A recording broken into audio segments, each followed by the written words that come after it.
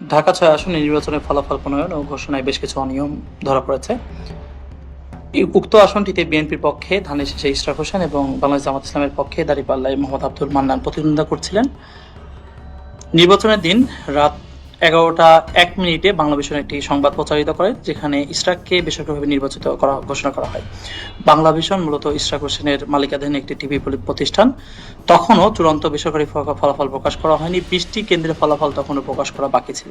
তার পূর্বেই ইশরাক হোসেন তার মালিকানাধীন বাংলাভিশনের মাধ্যমে নিজেকে বিজয়ী ঘোষণা করেন। আমরা যদি এই নির্বাচনের আরো কিছু অনিয়মগুলো দেখে আসি, আমরা বিভিন্ন কেন্দ্রভিত্তিক অনিয়ম, যে কেন্দ্রভিত্তিক সিট আমাদের হাতে এসেছে সেখানে বেশ কিছু অনিয়ম দেখা গেছে।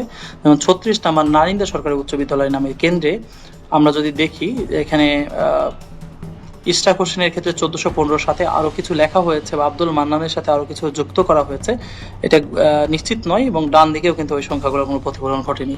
এই কাটাকুটির কি কারণ এটি নিশ্চিত হওয়া যায়নি। এবং নিচে যদি নির্বাচনী প্রার্থীদের এজেন্টদের নামের ক্ষেত্রে আমরা যদি দেখি, শিবা, রামদাস, বিকাশ দাস, তিনজন এখানে এজেন্টের নাম রয়েছে, তাদের বিস্তারিত কোনো পরিচয় এখানে নেই এবং স্বাক্ষরের ব্যাপারে নিশ্চিত হওয়া যাচ্ছে না। এখানে দাঁড়িপাল্লার কোনো এজেন্ট তারা নয় বলে দাঁড়িপাল্লার প্রতিদ্বন্দ্বী প্রার্থী তিনি নিশ্চিত করেছেন। অর্থাৎ দাঁড়িপাল্লার কোনো এজেন্ট ছাড়াই এই রেজাল্টটি প্রকাশ করা হয়েছে, প্রচার করা হয়েছে, এবং যেখানে কাটাকাটি দেখতে পাচ্ছি আমরা কি দেখেছি কিছু ক্ষেত্রে ফলাফলের যোগফলে টেম্পারিং করা হয়েছে। ৩ সিদ্দিক বাজার কমিউনিটি সেন্টারে যে কেন্দ্রটি রয়েছে, মোহাম্মদ আব্দুল মান্নানকে ৪৫০টি ভোট দেখানো হয়েছে, যদিও এখানে একটা কাটাকাটির আমরা লক্ষ্য করতে পাচ্ছি। আমরা কিছু ক্ষেত্রে দেখেছি, যেমন ৬ নাজিরাবাজার উচ্চ বিদ্যালয়, এখানে পোলিং এজেন্টের স্বাক্ষর জাল হয়েছে বলে আমাদের কাছে মনে হয়েছে। আমরা যদি ৪, ৩ এবং ৪ নাম্বার স্বাক্ষর আমরা দেখি, তাহলে দেখতে পাবো যে একই রকম স্বাক্ষর। ৫ এবং ৬ নাম্বার যদি স্বাক্ষর আমরা দেখি, মনে হচ্ছে যে কাছাকাছি ধরনের একই ব্যক্তি এই স্বাক্ষরগুলো করেছেন, এবং এখানে দাঁড়িপাল্লার কোনো এজেন্টের স্বাক্ষর এখানে নেওয়া হয়নি। আমরা কিছু ক্ষেত্রে দেখেছি পোলিং এজেন্টের নাম নেই কিন্তু স্বাক্ষর রয়েছে। আমরা ৮৪ গ্র্যান্ড এরিয়া মহিলা সমিতি যে বিদ্যালয় রয়েছে, যে কেন্দ্রটি রয়েছে, সেখানে আমরা দেখতে পাচ্ছি ২টি স্বাক্ষর রয়েছে, কিন্তু তার সাথে কিন্তু তার নাম এবং তার বিস্তারিত নেই, যে কে স্বাক্ষরটি করেছেন বা কার স্বাক্ষরে এই রেজাল্টটি প্রকাশিত হয়েছে। একইভাবে শুধুমাত্র তাই না, কিছু ক্ষেত্রে আমরা দেখেছি কিছু কেন্দ্রে কোনো পোলিং এজেন্টেরই স্বাক্ষর ছাড়াই এটি প্রকাশ করা হয়েছে। যেমন ২৯ সেন্ট্রাল ওমেন কলেজ, এইখানে কোনো এজেন্টেরই স্বাক্ষর নেওয়া হয়নি। তা সত্ত্বেও মোহাম্মদ লতিফুল ইসলাম, তিনি প্রিজাইডিং অফিসার, তিনি স্বাক্ষরিত করে এই রেজাল্টটি প্রকাশ করেছেন। আমরা আরেকটি দেখতে পাচ্ছি ৪৬ মিতালি উচ্চ বিদ্যালয়, সেক্ষেত্রে আমরা একই ক্ষেত্রে দেখতে পাচ্ছি প্রিজাইডিং অফিসার তিনি স্বাক্ষরিত করেছেন, অথচ কোনো পোলিং এজেন্টের স্বাক্ষর নেওয়া হয়নি, এবং সেক্ষেত্রেও কোনো পক্ষ কিংবা তার পরিচয় কিংবা বিস্তারিত উল্লেখ করা হয়নি। কিছু ক্ষেত্রে আমরা লক্ষ্য করেছি দাঁড়িপাল্লার পোলিং এজেন্টের নাম এবং স্বাক্ষর নেই। আমরা যদি লক্ষ্য করি ৪২ সেন্ট জোসেফ ইন্টারন্যাশনাল স্কুল, সেখানে একটি মাত্র পোলিং এজেন্টের স্বাক্ষর আছে, দাঁড়িপাল্লার কোনো এজেন্টের স্বাক্ষর নেওয়া হয়নি, অথচ প্রার্থী নিশ্চিত করেছেন তিনি প্রত্যেকটা কেন্দ্রে তার এজেন্ট ছিলেন, অথচ তাদের এজেন্টকে স্বাক্ষর না নিয়ে এই রেজাল্টগুলো প্রকাশ এবং প্রচার করা হয়েছে।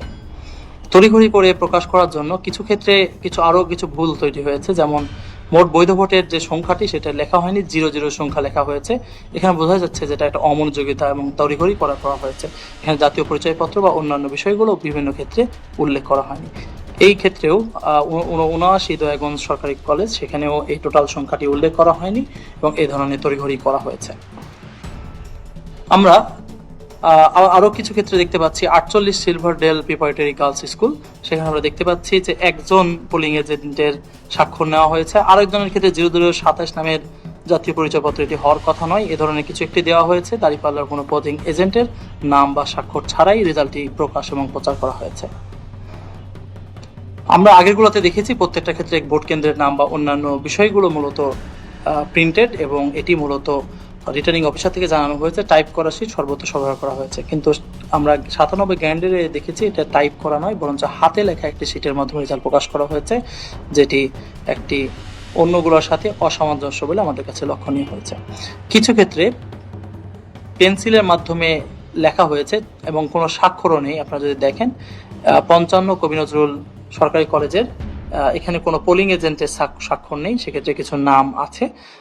অসুবিধা হচ্ছে যে এইখানে আপনারা যদি লক্ষ্য করে দেখেন ভালো বোঝা যাচ্ছে কিনা, এটা পেন্সিলের মাধ্যমে লেখা হয়েছে, যেটা যে কোনো সময় মোচনীয়। আমরা যদি সেই ভিডিওটা দেখি এখানে বোঝা যাবে যেটা মোটামুটি পেন্সিলের মাধ্যমে লেখা হয়েছে, এবং পেন্সিলের মাধ্যমে লেখা হওয়ার কারণে এই যে বিষয়টি যে কোনো সময় মুছে আবার পরিবর্তন করা সম্ভব। কিছু ক্ষেত্রে আমরা দেখেছি যে এখানে কার্বন কপি ব্যবহার করা হয়েছে, এবং কার্বন কপিতে স্বাক্ষর আবার মূল স্বাক্ষর ব্যবহার করা হয়েছে। তো সেই বিষয়টি আমরা নিশ্চিত নয় যে কেন এটি ব্যবহার করা হয়েছে। 81 মনিজার রহমান গার্লস স্কুলে এটি ব্যবহার করা হয়েছে। কোনো কোনো ক্ষেত্রে দেখা গেছে যেখানে পোলিং এজেন্টের জাতীয় পরিচয়পত্র বা প্রতিদ্বন্দ্বী প্রার্থী কারা সেই বিষয়টি উল্লেখ না করেই মূলত এই রেজাল্টগুলো প্রকাশ করা হয়েছে। এমনও দেখা গেছে যে প্রিজাইডিং অফিসার যিনি ওই কেন্দ্রের প্রধান, যেমন জামিয়া আরাবিয়া মাদ্রাসা যেটা, তা ওনার স্বাক্ষর ছাড়া এটা প্রকাশ করা হয়েছে, যেখানে অবশ্য জাতীয় পরিচয়পত্র এবং প্রতিবন্ধী প্রার্থীর এজেন্টেরও বিস্তারিত নেই, তবে প্রিজাইডিং অফিসারের স্বাক্ষর ছাড়াই কিন্তু এই রেজাল্টটি প্রকাশ করা হয়েছে। সামগ্রিকভাবে আমরা দেখতে পাচ্ছি যে কিছু কিছু কেন্দ্রে রেজাল্ট কাটাকাটি করা হয়েছে, যোগফলে কাটাকাটি করা হয়েছে। কিছু ক্ষেত্রে আমরা দেখেছি কোনো পোলিং এজেন্টেরই স্বাক্ষর নেই, কিছু ক্ষেত্রে দেখেছি যে আমরা প্রিজাইডিং অফিসারের স্বাক্ষর নেই, কিছু ক্ষেত্রে দেখেছি যে একজনের স্বাক্ষর আছে, কিছু ক্ষেত্রে দেখেছি জাল স্বাক্ষর তৈরি করা হয়েছে, কিছু ক্ষেত্রে আমরা দেখেছি যে পোলিং এজেন্টের বিস্তারিত নেই, কিছু ক্ষেত্রে দেখেছি দাঁড়িপাল্লার এজেন্টের স্বাক্ষর নেই। সামগ্রিকভাবে এই কেন্দ্রভিত্তিক যে ফলাফল যে শীটগুলো, সেখানে আমরা দেখেছি যে ব্যাপকভাবে এগুলো জালিয়াতির বা কোনো ধরনের অনিয়ম করার চেষ্টা করা হয়েছে। এই অনিয়মগুলোর ক্ষেত্রে নির্বাচনের দিনই ফলাফল স্থগিতের জন্য আবেদন করেছেন আব্দুল মান্নান, কিন্তু সেটি কোনো প্রতিকার উনি পাননি। এবং একই সাথে আরও কিছু গুরুত্বপূর্ণ অভিযোগ তিনি নিয়েছেন যে ইশরাক হোসেনের মালিকাধীন ভবনে মূলত নির্বাচন অফিস ছিল এবং সে ব্যাপারে তিনি আপত্তি জানিয়েছিলেন। অনেকগুলো কেন্দ্রে বাতিল ভোট উল্লেখ করা হয়নি, যা বেশ অস্বাভাবিক বলে তিনি দাবি করেছেন।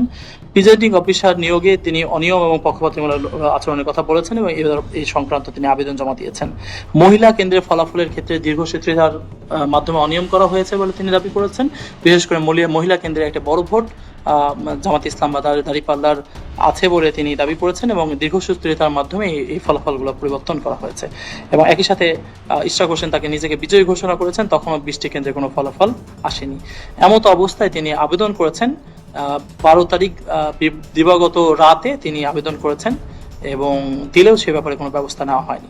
তিনি 12 তারিখে আবেদন করেছেন জাল ভোটে সহায়তাকারী যে কর্মকর্তা, তার বিরুদ্ধে তিনি ব্যবস্থা নেওয়া হয় এবং সেটা রিসিভ করা হয়েছে, কিন্তু কোনো ব্যবস্থা নেওয়া হয়নি।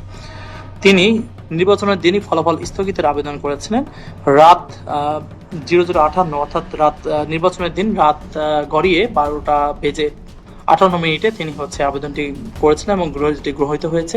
তিনি এখানে জানিয়েছেন যে প্রাপ্ত ফলাফলের সাথে প্রিজাইডিং অফিসারের বিবরণী অসঙ্গতি রয়েছে, কিছু ব্যালট বা ভোটের চূড়ান্ত ফলাফলে প্রতিফলিত হয়নি, পূর্ব এবং পরবর্তী সময়ের তথ্যে পার্থক্য রয়েছে, অনেকগুলো কেন্দ্রে বাতিল ভোট নেই, এবং প্রিজাইডিং অফিসারের ব্যাপারে তিনি বলেছেন যেখানে অনিয়ম এবং পক্ষপাতিত্ব রয়েছে।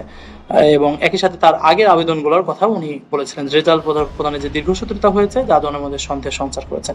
এই সকল বিষয়ে উনি বলেছেন যে এটি স্থগিত করে পুনর্গণনা এবং টেম্পারিং সংক্রান্ত তদন্ত করার জন্য আবেদন করেছিলেন। অথচ তার আবেদনের ক্ষেত্রে উনি জাতীয় পত্রপত্রিকায় তার আবেদনের বিষয়টি প্রকাশিত হলেও সে বিষয়ে কোনো তোয়াক্কা না করে এর ফলাফল তার পরের দিন মূলত রাত 12:58 উনি এই আবেদনটি করেছিলেন। 13 তারিখ সকাল, অর্থাৎ 12 তারিখ রাত 12:58। তারপরে একদিন পরে মূলত এই গেজেটটি প্রকাশিত করা হয়েছে, যেখানে ইশরাক হোসেনকে বিজয়ী ঘোষণা করা হয়েছে, অর্থাৎ তার আবেদনের কোনো তোয়াক্কা বা কোনো ধরনের তদন্ত না করেই মূলত গেজেট প্রকাশ করা হয়েছে, যেখানে অনেকগুলো কেন্দ্রে অনিয়মের খবর রয়েছে। এর আগে উনি 12 জানুয়ারি 2026 উনি অফিস স্থানান্তর এবং স্টাফদের বদলির জন্য আবেদন করেছিলেন তার আইনজীবীর মাধ্যমে। তার আইনজীবী মোহাম্মদ অ্যাডভোকেট আসাদুল্লাহ, তিনি সুপ্রিম কোর্টের একজন আইনজীবী, তার মাধ্যমে তার প্রার্থী জানিয়েছেন ঢাকা 6-এর সকল নির্বাচনী কর্মকর্তার কার্যালয় দিগন্ত টাওয়ার 12/1 অবস্থিত, যেটি সদস্য প্রার্থী ইঞ্জিনিয়ার মোহাম্মদ ইশরাক হোসেনের উত্তরাধিকার সূত্রে প্রাপ্ত। অর্থাৎ একজন প্রার্থীর বিল্ডিং এ মূলত এই নির্বাচনী কার্যক্রমগুলো পরিচালিত হচ্ছে। এক্ষেত্রে নির্বাচন সংক্রান্ত যে গোপনীয় নথিপত্র আছে, ব্যালট পেপার রয়েছে, অমোচনীয় কালি রয়েছে বা অন্যান্য যে সমস্ত বিষয়াদি রয়েছে সে ব্যাপারে নিরপেক্ষতা বজায় থাকবে কিনা, এবং এখানে দীর্ঘদিন ধরে যারা অফিস করেছেন, যারা ভাড়াটিয়া হিসেবে ছিলেন, তার সাথে যিনি মালিক তার একটা সম্পর্ক থাকতে পারে। সে জায়গায় যারা এই অঞ্চলে দায়িত্ব পালন করেছেন তাদেরকে বদলি করার জন্য, নির্বাচনী পরিবেশ তৈরি করার জন্য 1 মাস আগেই মূলত হচ্ছে তার অ্যাডভোকেটের মাধ্যমে মোহাম্মদ আব্দুল মান্নান আবেদন করেছিলেন।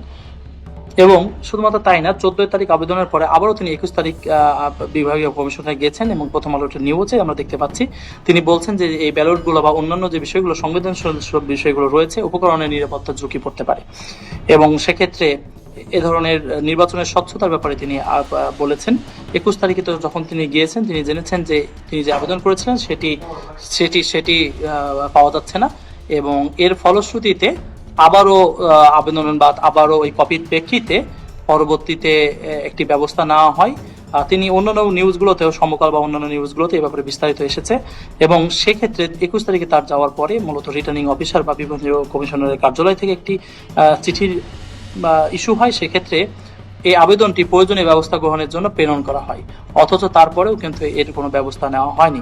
অর্থাৎ একজন প্রার্থীর বাসায় বসে নির্বাচনী কার্যক্রম পরিচালনা করা হয়েছে, এত নিরাপত্তা বা এত এ বিষয়ে ঝুঁকি থাকা সত্ত্বেও, প্রতিদ্বন্দ্বী প্রার্থীর আবেদন থাকা সত্ত্বেও এ বিষয়ে কোনো কর্ণপাত করা হয়নি। একসাথে তিনি 2 তারিখেও রিটার্নিং অফিসারের সাথে দেখা করে লিখিত অভিযোগ দিয়েছেন। তার পক্ষে এজেন্ট মাহবুবুর রহমান নির্বাচনের পরিবেশে এবং বাধার অভিযোগ দিয়েছেন লিখিতভাবে।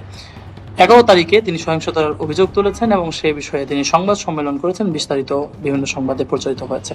শুধুমাত্র তাই না, 11 তারিখ প্রিজাইডিং অফিসারের উপর হামলা হয়েছে এবং যেটি ইশরাকের আসনে মূলত বিএনপির পক্ষ থেকে এটা হামলা হয়েছে বলে বিভিন্ন পত্রপত্রিকায় এসেছে এবং তার ভিডিওগুলো বিভিন্ন জায়গায় প্রচারিত হয়েছে।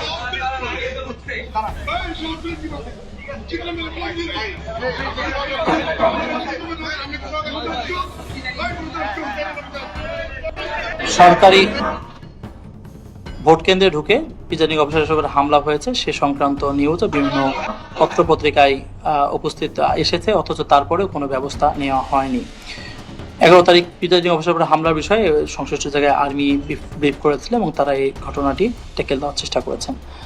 12 তারিখ সকালে তিনি পোলিং এজেন্টদের খালি বাক্স না দেখিয়ে এই ভোট শুরু করার অভিযোগ করেছেন। যেটি নিয়ম হচ্ছে যে প্রথমে পোলিং এজেন্টের খালি বাক্স দেখানো, তারপরে হলো ভোট কাস্টিং করা, সে বিষয়ে তিনি অভিযোগ করেছেন গণমাধ্যমে।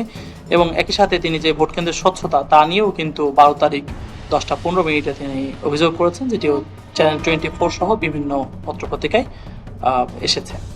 সামগ্রিকভাবে যেই অনিয়মের বিষয়গুলো আমরা দেখেছি, যেই প্রার্থীর বাসায় বা প্রার্থীর ভবনে মূলত হচ্ছে নির্বাচনী অফিস পরিচালনা করা, সেই প্রার্থী নিজেকে নির্বাচিত ঘোষণা করা, 20টি কেন্দ্রের ফলাফল না আসা সত্ত্বেও টেলিভিশন বা সংবাদপত্রে এটি চলে আসা, বিভিন্ন কেন্দ্রে যে ফলাফল রয়েছে তাতে ফলাফল টেম্পারিং, স্বাক্ষর না থাকা, প্রিজাইডিং অফিসারের স্বাক্ষর না থাকা, কোনো কেন্দ্রের স্বাক্ষর না থাকা, এতে পেন্সিল কিংবা অনেক ক্ষেত্রে বিপরীত বা কার্বন কপি ব্যবহার করা, এই ধরনের বিভিন্ন টেম্পারিং এর অভিযোগ এসেছে। এই সমস্ত অভিযোগ আমলে না নিয়েই যে রেজাল্ট প্রকাশ করা হয়েছে, সংশ্লিষ্ট প্রার্থী মনে করছেন যেটা তার প্রতি অন্যায় হয়েছে এবং অবিলম্বে তিনি শপথ স্থগিত করে ভোট পুনর্গণনা করা এবং অনিয়মের তদন্ত সাপেক্ষে দোষীদের দৃষ্টান্তমূলক শাস্তির বিধান করার অনুরোধ করেছেন। জি, সবাইকে ধন্যবাদ।